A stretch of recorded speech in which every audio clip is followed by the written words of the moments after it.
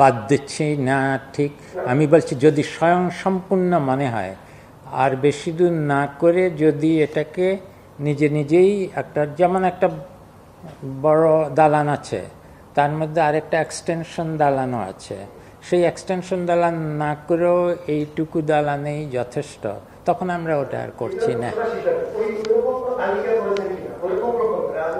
হ্যাঁ করছেন, ওনারা করছেন, সারাক্ষণই করছেন।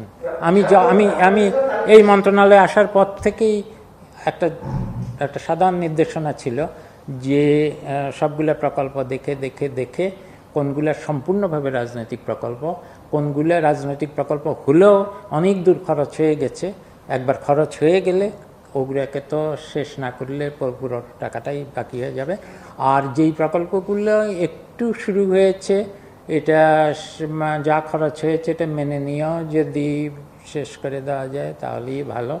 এটা একটা নীতিগত সিদ্ধান্ত হয়েছে, ওনারা খুব দক্ষতার সাথে সেটা করছেন বলে আমার বিশ্বাস, কারণ আমার কাছে যেই প্রকল্পগুলো এখন আসছে সেগুলোর মধ্যে আর ওই রকম প্রকল্প আমি দেখছি না। এই কারণে আমি এগুলো অ্যানিসিটি নিয়ে যেতে চাচ্ছি।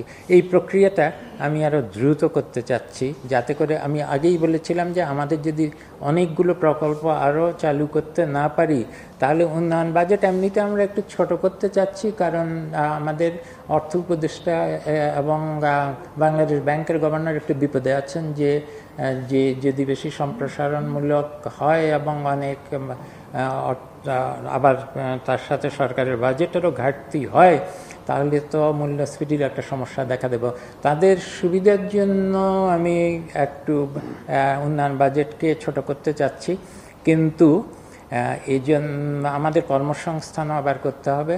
অর্থাৎ মূল্যস্ফীতি কমাতে গিয়ে তো আবার অর্থনীতি স্থবির হয়ে পড়লে চলবে না, কারণ দুদিকই আমাদের দেখতে হবে।